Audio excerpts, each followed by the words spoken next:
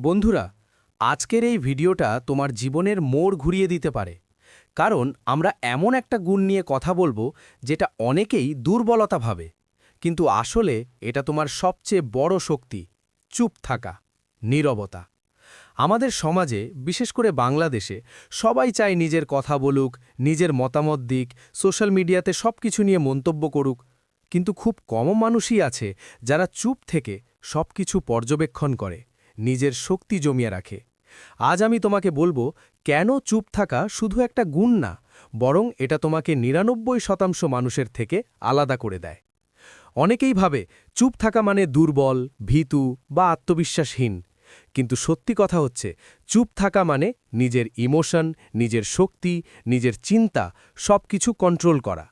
তুমি কি কখনো খেয়াল করেছ, যারা সবসময় চুপ থাকে তাদেরকে সবাই একটু আলাদা চোখে দেখে? তাদের কথা কম, কিন্তু যখন বলে সবাই মন দিয়ে শোনে। কারণ তারা ফালতু কথা বলে না, অপ্রয়োজনীয় বিতর্কে যায় না। তারা জানে কখন কথা বলতে হয় আর কখন চুপ থাকতে হয়।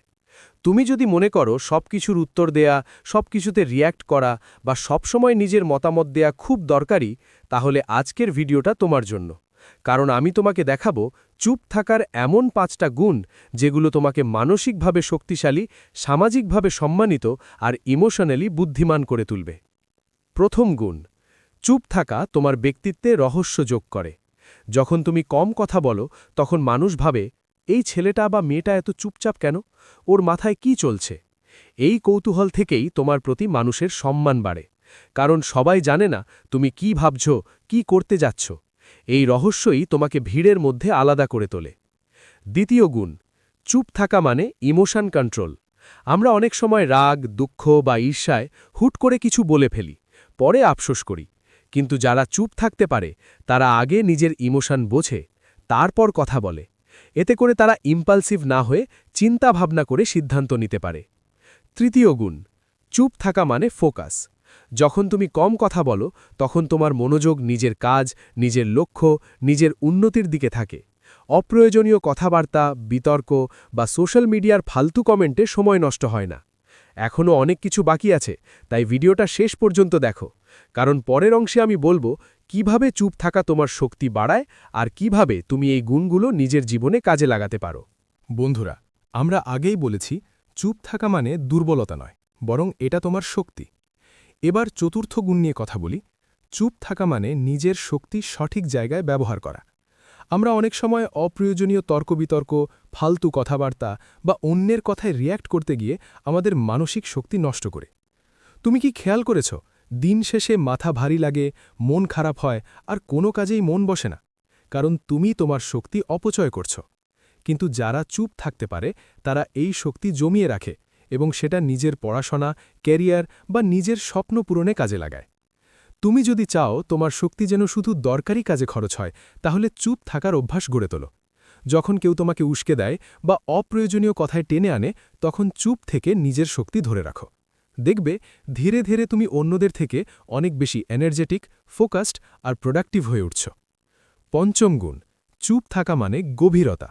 যারা কম কথা বলে তারা শুধু শব্দ শোনে না, তারা মানুষের মনের কথা বোঝে। তারা শুধু বাহ্যিক আচরণ দেখে না, তারা মানুষের আসল উদ্দেশ্য, অনুভূতি আর চিন্তা বুঝতে পারে। এই গভীরতা তোমাকে ইমোশনালি ইন্টেলিজেন্ট করে তোলে। তুমি সহজেই বুঝতে পারবে কে তোমার সত্যিকারের বন্ধু, কে শুধু মুখে ভালো, আর কে তোমার ক্ষতি করতে পারে। এখন প্রশ্ন আসতে পারে, কিভাবে এই গুণগুলো নিজের মধ্যে আনবে? প্রথমত, প্রতিদিন কিছু সময় নিজের সাথে একা থাকো। মোবাইল, সোশ্যাল মিডিয়া বা অন্য কারো সাথে কথা না বলে নিজের চিন্তাভাবনা গুছিয়ে নাও। দ্বিতীয়ত, যখন কোনো পরিস্থিতিতে রিয়্যাক্ট করতে ইচ্ছা করে, তখন একবার থেমে ভাবো, এই কথা বলা কি সত্যিই দরকার? এতে কি কোনো উপকার হবে? তৃতীয়ত, নিজের ইমোশন কন্ট্রোল করতে শিখো। রাগ, দুঃখ বা ঈর্ষা যখন আসে, তখন চুপ থেকে নিজের অনুভূতি বোঝার চেষ্টা করো। দেখবে ধীরে ধীরে তুমি ইমোশনাল কন্ট্রোল পেয়ে যাচ্ছ।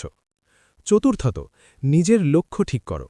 তুমি কি হতে চাও, কি পেতে চাও, এই প্রশ্নের উত্তর খুঁজে নাও। তারপর অপ্রয়োজনীয় কথাবার্তা, বিতর্ক বা অন্যের নেতিবাচক মন্তব্য থেকে নিজেকে দূরে রাখো। সবশেষে মনে রেখো, চুপ থাকা মানে সবকিছু সহ্য করা নয়। চুপ থাকা মানে নিজের শক্তি, নিজের ইমোশন, নিজের চিন্তা সব কিছু কন্ট্রোল করা। যখন দরকার তখনই কথা বলো, আর সেটা যেন সবার মনে দাগ কাটে।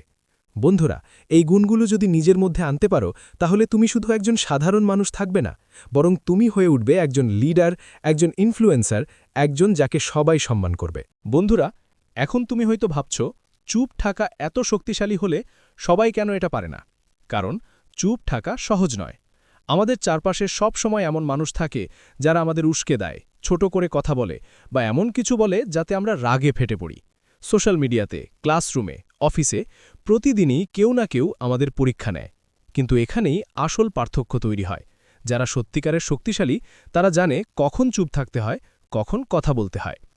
তুমি যদি চাও তোমার চারপাশের মানুষ যেন তোমাকে সম্মান করে, তোমার কথা শোনে, তাহলে প্রথমেই নিজের ইমোশন কন্ট্রোল করতে শিখো। মনে রেখো, চুপ থাকা মানে দুর্বলতা নয়, এটা আত্মবিশ্বাসের চিহ্ন। যারা নিজের ওপর কন্ট্রোল রাখতে পারে, তারাই আসল বিজয়ী। এখন আমি তোমাকে কিছু বাস্তব উদাহরণ দেব। ধরো, ক্লাসে কেউ তোমাকে অপমান করল, বা অফিসে কেউ তোমার কাজ নিয়ে বাজে মন্তব্য করল। বেশিরভাগ মানুষ সঙ্গে সঙ্গে রিয়্যাক্ট করে, ঝগড়া করে, বা পাল্টা খারাপ কথা বলে। এতে পরিস্থিতি আরও খারাপ হয়, সম্পর্ক নষ্ট হয়, আর নিজের মানসিক শান্তি হারিয়ে যায়। কিন্তু যদি তুমি চুপ থাকতে পারো, নিজের ইমোশন কন্ট্রোল করতে পারো, তাহলে তুমি পরিস্থিতি শান্তভাবে সামলাতে পারবে। অনেক সময় চুপ থাকা মানে পরিস্থিতিকে নিজের পক্ষে আনা। কারণ যখন তুমি রিয়্যাক্ট করো না, তখন অন্যরা অবাক হয়, তারা ভাবে এত শান্ত কেন। তখন তোমার প্রতি তাদের সম্মান বাড়ে। আরেকটা ব্যাপার, চুপ থাকা মানে সবকিছু সহ্য করা নয়। যখন অন্যায় হয়, তখন অবশ্যই প্রতিবাদ করতে হবে, কিন্তু সেটা যেন আবেগের বশে না হয়, বরং চিন্তাভাবনা করে, যুক্তি দিয়ে শান্তভাবে করতে হবে। এতে তোমার কথার ওজন বাড়বে, সবাই তোমাকে সিরিয়াসলি নেবে। তুমি যদি নিজের জীবনে সত্যিকারের পরিবর্তন আনতে চাও, তাহলে আজ থেকেই চুপ থাকার অভ্যাস গড়ে তোলো। প্রতিদিন অন্তত 10 মিনিট নিজের সাথে একা থাকো, নিজের চিন্তাভাবনা গুছিয়ে নাও। যখন কারো কথায় রাগ আসে, তখন সঙ্গে সঙ্গে কিছু না বলে একটু সময় নাও, গভীর শ্বাস নাও, তারপর ভাবো, এই মুহূর্তে চুপ থাকা কি ভালো হবে, নাকি কিছু বলা দরকার।